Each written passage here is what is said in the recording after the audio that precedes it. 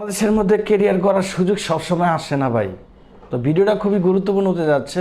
বিষয়টা হচ্ছে যে যারা মাত্র এসএসসি পাস করছেন বা SSC inter masters honours pass করে বসে আছেন, কিছু করতেছেন না, বিশেষ করে যাদের কোনো পিছুটান নাই, যাদের কোনো একবার ফ্রি স্বাধীনভাবে জীবন চলাচল করতেছেন, মানে হতাশ অবস্থায় আছেন, তাদের উদ্দেশ্যে আজকে ভিডিওটা দেখেন।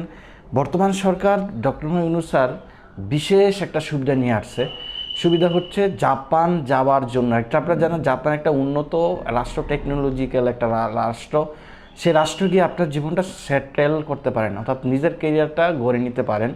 তো বর্তমান সরকার সেই জাপান সরকারের সাথে একটা লিয়াজও সৃষ্টি হয়েছে। উনি কোরিয়ান ভাষা শিখে বছর বছর হাজার হাজার লোক নেওয়া হইতেছিল বাংলাদেশ থেকে। এখন যে জাপানিজ ভাষা শিখা আপনি জাপানে গিয়া সরকারিভাবে নিজের কেরিয়ারটা সফল করতে, আমি আমার এই ভিডিওটা যদি একজন দেখা সে যদি এই বিষয়টা কাজে লাগাইতে পারে তাইলে আমি সার্থক। আমি মনে করব আপনি বাংলাদেশের যত কর্মসংস্থান আছে, তারপরে আপনি অনেক হাজার হাজার প্রার্থী আছে সরকারি জবের জন্য, অনেক ট্রাই করতেছে কিন্তু হচ্ছে না, বারবার সফলভাবে বিফল হচ্ছে।